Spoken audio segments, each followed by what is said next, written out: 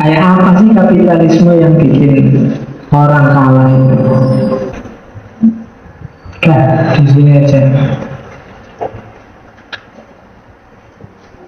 Nanti lagi. Ya, kalau laptopnya sangat canggih ini saya susah. Oke. Ini keluaran baru di pasar nggak ada. Oke ya, kita lihat dan kapital, tentang kapitalisme. Ya, zaman dulu ketika Marxisme terus jadi komunisme, Leninisme, dan diadopsi di Indonesia melahirkan PKI, itu kan melahirkan tragedi yang luar biasa.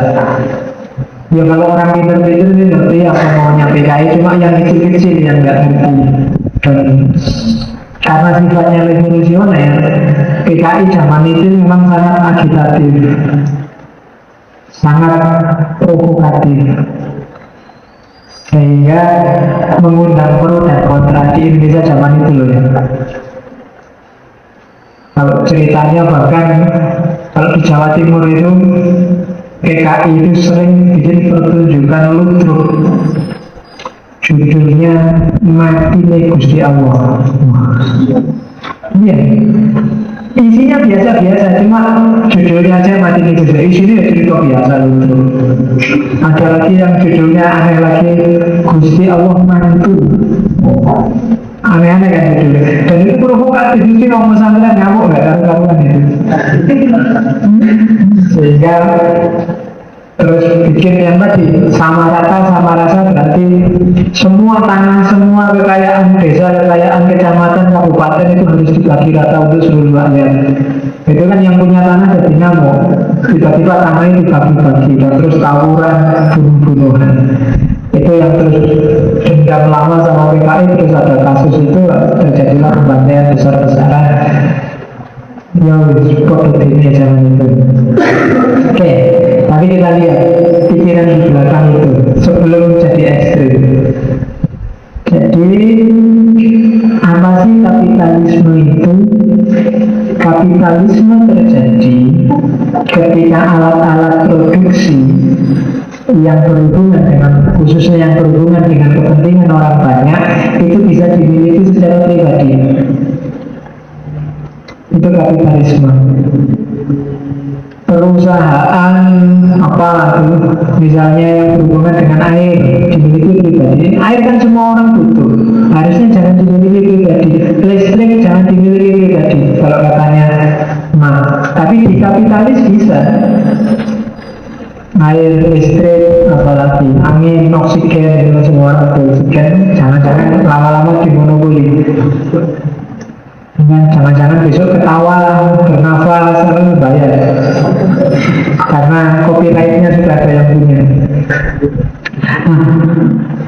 Di kapitalis itu bisa terjadi. Kenapa sebagian besar alat produksi dimiliki secara pribadi dan mekanismenya diserahkan sepenuhnya pada pasar, tidak diregulasi. Pokoknya siapa yang kuat dia yang menang. Itulah nanti yang disebut kapitalis. Orang nggak bisa punya akses ke kepentingan bersama. Saya jadi kapitalis misalnya, ini yang tentang saya mau ngomong Karl Marx. Aku kan menguasai sumber daya Karl Marx misalnya, contohnya kamu nggak terlalu menguasai, tapi kamu butuh Karl Marx. Maka yang tentang Karl Marx kita kasih dikit-dikit dulu. Malam ini dasarnya ya, sudahlah cukup dasarnya. Minggu depan kalau kamu masih butuh, saya diundang lagi baru tak kasih tahu asumsi-asumsinya. Minggu depannya lagi baru tak kasih tahu. Dan kamu akhirnya tergantung luar biasa padaku. Kamu mau bayar, mau ngikutin aku, mau tiap hari tak suruh apa aja mau. Itu gambarannya kapitalisme. Dan ini cuma yang dikuasai alat-alat produksi yang menyangkut kehidupan orang banyak. Ya macam-macam sih, tentang kesehatan, tentang pendidikan, tentang nah dasarnya kompetisi dan orientasinya profit. dan prosesnya dilindungi oleh pemerintah.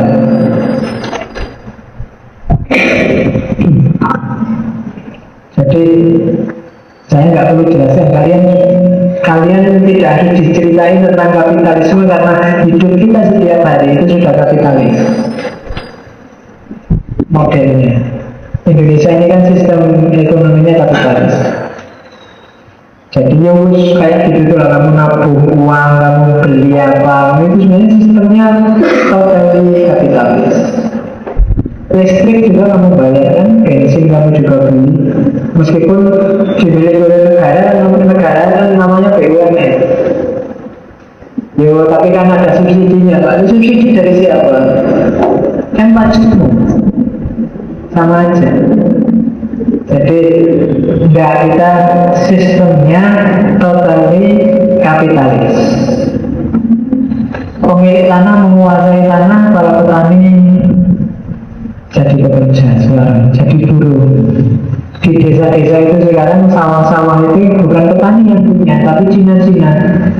Petaninya bagian garap. Orang-orang kayanya dia cuma punya tanah, nggak ikut garap, yang garap petaninya, dan hasilnya ya dinikmati oleh yang punya sawah. Sistem ini namanya sistem kapitalis. Kapitalis pasti tidak egaliter. Ada yang punya modal, ada yang nggak punya modal. Ada penguasa, ada yang punya perusahaan, ada yang cuma buruh. Ada pegawai, ada juragan. Itu sudah mentalitas, dan kita dididik dan dilatih berpikir model kapitalis. Makanya hampir semuanya, saya tidak yakin, mungkin 90% yang ada di sini pasti cita-citanya jadi pegawai. Pegawai itu kan namanya dari buruh yang harus patuh pada juragan. Dan kamu rebutan kan, lowongan pegawai cuma 2, terus yang daftar 300. Rebutan jadi pegawai, rebutan jadi buruh. Ini sebenarnya mentalitas yang diwariskan oleh Belanda dulu. Karena zaman penjajahan itu kan Belanda punya politik etis. Politik etis itu antara lain ngasih pendidikan. Cuma uniknya Belanda, dia membuka pendidikan yang menghasilkan pegawai-pegawai yang bisa bantu Belanda ngurusi tanah jajahannya. Sehingga terus didoktrinasi, pokoknya struktur pendidikannya diatur biar lulusannya itu mau jadi pegawainya Belanda. Cuma kebablasan sampai hari ini, akhirnya semua lulusan S1, S2, S3 ingin jadi pegawai KP. Belandanya sudah pergi sejak tahun 1900 berapa itu, tapi mentalitas pegawainya masih sisa sampai hari ini. Ya, pegawai itu kan nama halus dari buruh sebenarnya, dan kita berlomba-lomba jadi buruh, rebutan sampai nyokok segala. Kalau bahasanya Marx, kita terjebak dalam the idiocy of rural life. Idiocy of rural life itu kalau bahasa kasarnya deso. Jadi kalau kita masih rebutan jadi pegawai, berarti kita masih deso. Pegawai itu jelas bukan pemilik modal. Kamu punya uangnya nunggu digaji oleh juragan. Oke. Kelas hatred dianggap baik, kelas collaboration dianggap jelek. Karena biasanya untuk melanjutkan sistem kapitalis ini harus ada kelas. Nggak boleh orang anti kelas. Ada pemilik modal, ada buruh, ada juragan, ada anak buah, harus ada. Kalau enggak, kapitalisme nggak akan jalan. Kalau sama rasa nggak akan jalan kapitalisme. Oke, terus menit ya. Nggak apa-apa. Karena ini ngaji di masjid sambil latihan sabar ya. Kalau ini dilanjutkan, nggak bisa. Ya, ini saya ngomongnya agak cepat karena panjang, makin ya harus lagi. Karena kalau dilanjutkan minggu depan susah, moodnya sudah putus. Oke, jadi kita lihat apa sih yang bermasalah dari kapitalisme. Yang pertama, kapitalisme mengalienasi manusia. Coba dilihat, katanya Karl Marx, esensi manusia itu kerja. Saya tidak tahu Jokowi itu belajar Karl Marx apa enggak. Kabinetnya kabinet kerja.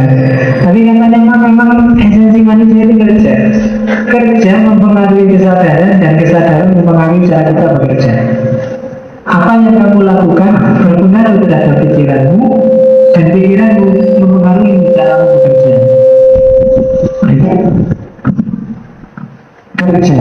Jadi esensi kita. Kamu eksis jadi diri itu kan karena apa yang kamu lakukan.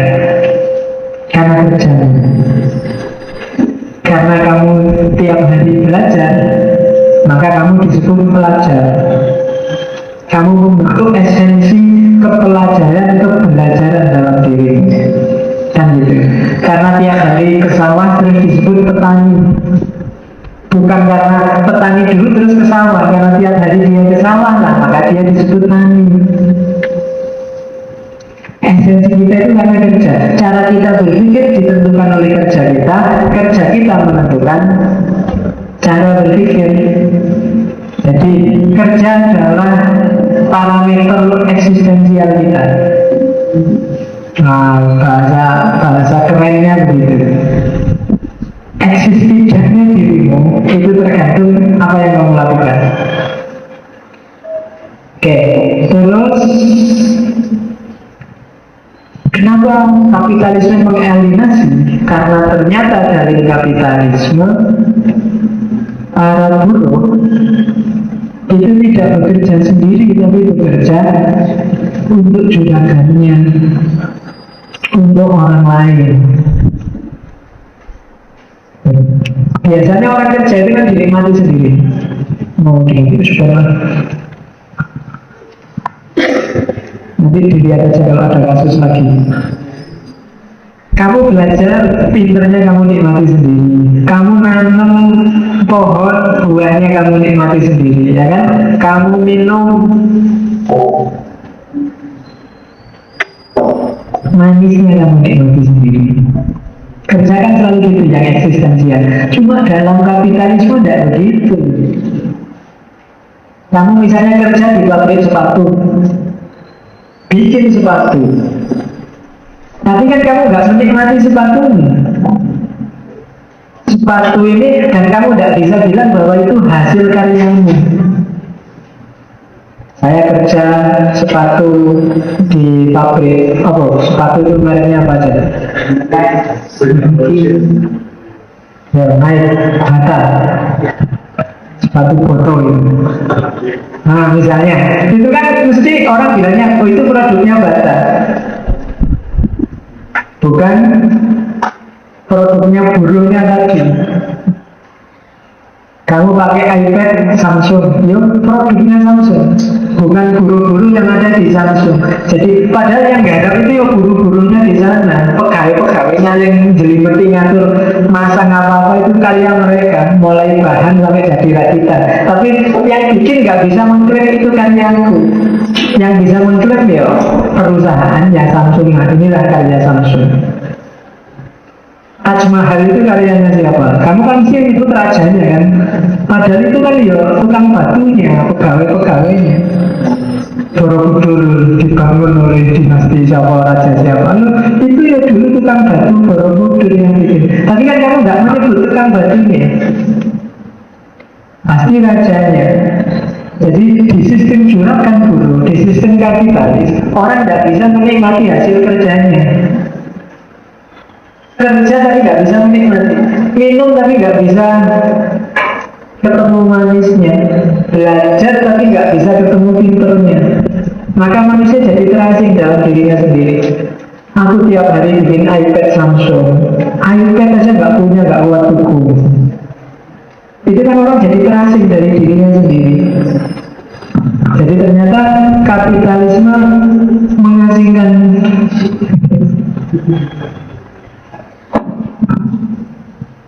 manusia dari dirinya. Pekerjaan itu harusnya menjadi bukti eksistensialnya, tapi justru pekerjaan melenyapkan dirinya.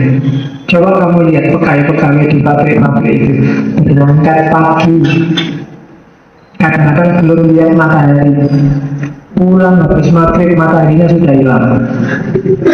Jadi nggak pernah lihat matahari sama sekali. Dan ini yang dilihat Marx sebenarnya. Kasihan sekali, kalau pagi pulang malam. Kadang-kadang terus dapat gajinya nggak seberapa. Gaji itu untuk beli barang yang dia bikin sendiri kadang-kadang juga nggak bisa. Jadi yang tadi bikin sepatu merek Nike atau merek Bata, pegawainya sendiri beli itu nggak bisa. Nggak kuat, dia sendiri pakai sandal jepit. Ya kan, terasing dari karyanya sendiri.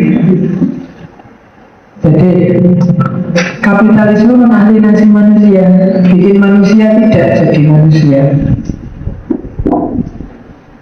Nah, berarti apa? Ada eksploitasi dalam kapitalisme. Pemodal selalu dapat enak, pemodal untung, dan buruhnya semakin susah. Gambarnya kapitalis ini gambar yang sangat terkenal di abad modern, awal lahirnya konsep kapitalisme.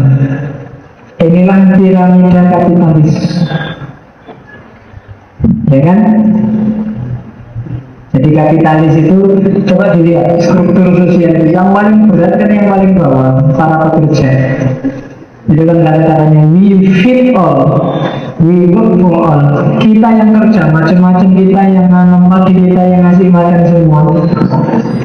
Yang di atasnya kelompok borjuis, senang-senang cuma makan-makan. Kalau bangsanya tulisan pabrik, bangsanya konglomerat ini kan jas-jasan tiap hari, makan enak tiap hari dari hotel ke hotel. Kelompok borjuis. Dan mereka aman karena dijaga oleh atasnya, kelas militer. Itu ada tulisannya we shoot you. Macam-macam ngelawan perintah juragan tak tembak. Maka begitu buruhnya nuntut kenaikan gaji, dia tidak akan ketemu sama juragannya, ketemunya sama polisi, ketemunya sama militer yang dia berdemo. Kenapa? Nanti yang militer kan juga tugasnya yang melindungi berjuasi itu. Mungkin mereka dapat bayaran, ya kan? Nah, lebih aman lagi karena ada kelas ketiga yang juga melindungi struktur itu, agamawan. Itu yang melanggengkan struktur ini kan. Sabarlah, dunia itu ujian bagi orang. Ya kan? Jangan terlalu banyak menuntut, jangan terlalu banyak mungkin, pokoknya ikhlas saja. Nanti derajat kita tinggi, besok di surga kita duduk bareng Nabi. Itu kelompok ketiga. Kalimatnya agak tidak enak.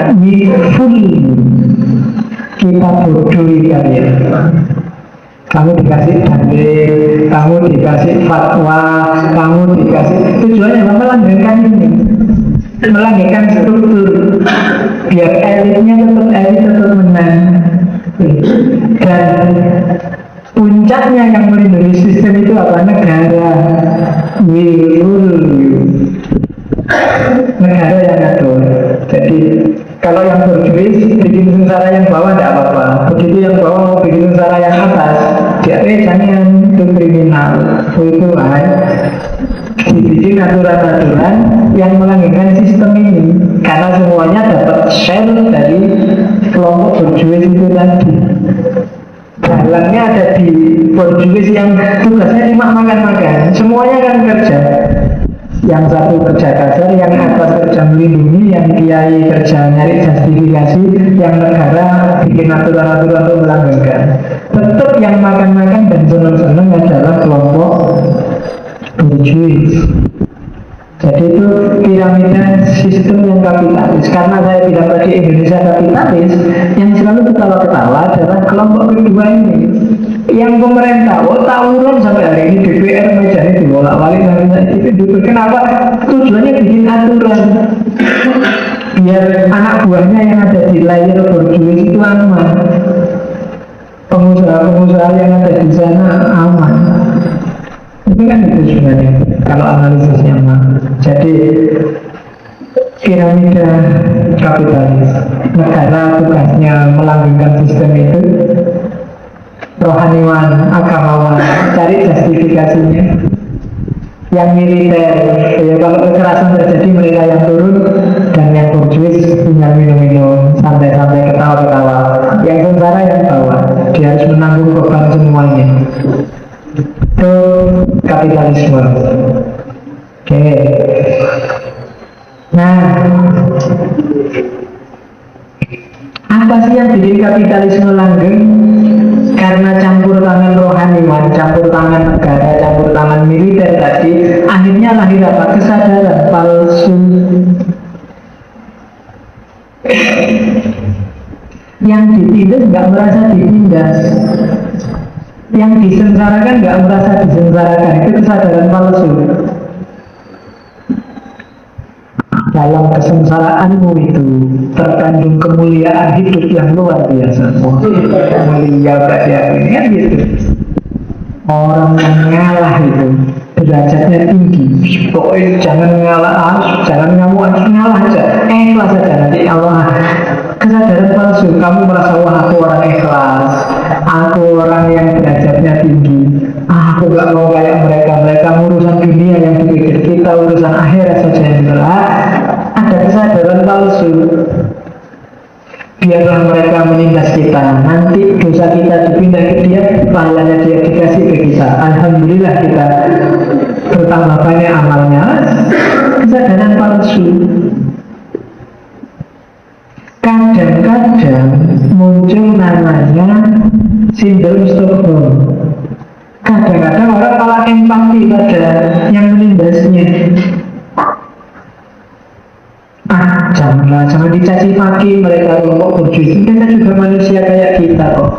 Bayangkan kalau kita dimaki-maki juga kayak mereka, itu enggak juga. Malah dibelain. Gitu.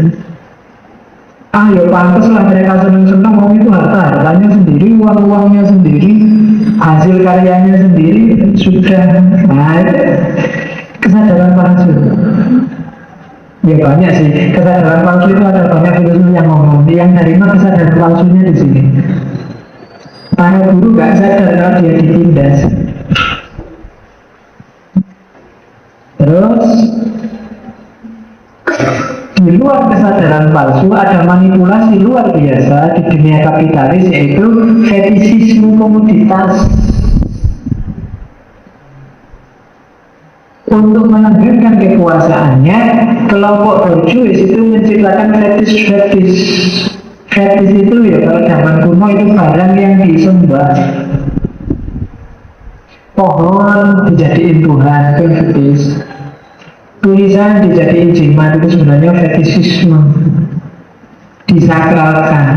Nah, untuk melanggengkan kekuasaannya, melanggengkan dominasinya, kelompok borjuis itu biasanya menciptakan fetish, menciptakan mitos-mitos, menciptakan jimat-jimat baru.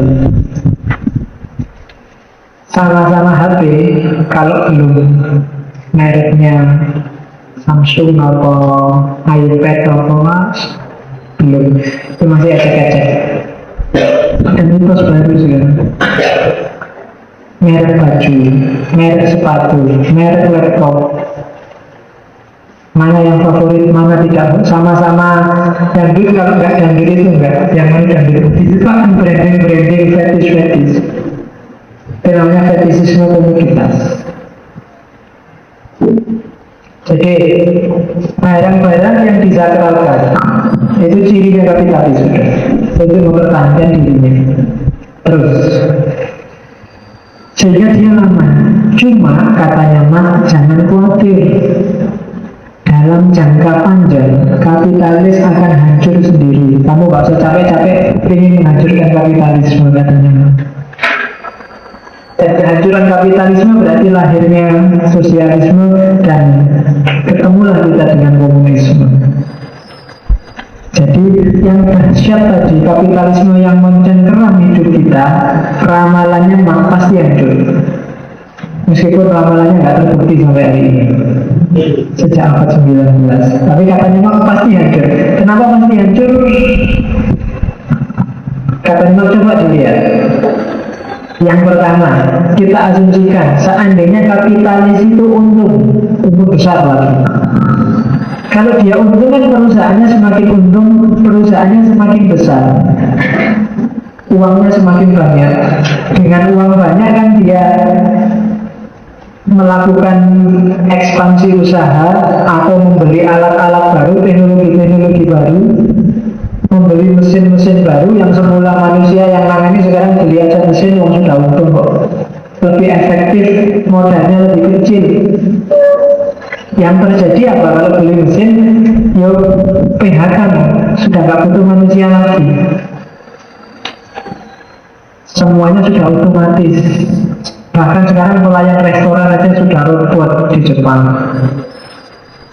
Dan konon kabarnya robot ini punya bekal 12 bahasa. Jadi kalau ada orang mana saja tanya dia bisa nanggapi dan jawab. Dan modelnya cakep-cakep itu robot. Mungkin kalian yang nggak ngerti dia untuk waitressnya perempuan dan sebenarnya di robot itu Jepang. Sekarang apa-apa kan serba otomatis. Apa yang nggak otomatis? Sekarang teknologi terbaru yang ngetik kayak gini di Jepang baru dikembangkan. Ngetiknya nggak pakai jari tapi pakai suara. Jadi kalau kamu daripada capek menulis kan kamu tinggal send ini tinggal dan langsung tertulis ini kan otomatis. Sekarang jasa penerjemah nggak perlu lagi karena ada Google Translate. Pengangguran sudah kan semua translator itu, semua penerjemah semua. Jadi semakin otomatis semakin banyak pegawai yang dipecat, semakin banyak orang yang tidak terpakai, semakin banyak pengangguran. Kalau semakin banyak pengangguran, ini masalah sosial. Ya? Orang nganggur itu kan orang yang gawat. Sumpah, nggak ada yang dikerjain, mau apa-apa nggak jelas mau apa, wis dia kan jadi sumber. Misalnya duduk sini aja kalau ada masalah. Oke, jadi begitu banyak pengangguran terjadi akan banyak masalah sosial. Kalau banyak masalah sosial, perusahaan akan terancam. Ada konflik dikit aja yang terjadi apa? Pasti penjarahan. Habis sudah kan kalau sudah penjarahan. Kalau habis dipecat jengkel, perusahaannya dibakar, hancur sudah kapitalis. Nah, perusahaan untuk menyusahkan, apalagi perusahaannya rugi. Kalau perusahaannya rugi, pasti kan kalau nggak upah pegawainya turun, atau PHK besar-besaran, atau perusahaannya tutup, atau produksinya dikurangi sudah banyak. Pada akhirnya ya imbasnya kan pegawai. Kalau perusahaan tutup itu yang sengsara kan tetap pegawainya, nggak mungkin juragannya. Akhirnya ya banyak orang lebih sengsara, banyak orang miskin. Semakin banyak orang miskin ya daya belinya semakin jatuh. Daya belinya semakin jatuh ya perusahaannya nggak bisa menjual banyak. Ketika perusahaan nggak bisa menjual banyak ya rugi, tambah rugi, dia tambah bangkrut dan akhirnya hancur. Ramalannya mah untung atau rugi, kapitalisme akan hancur.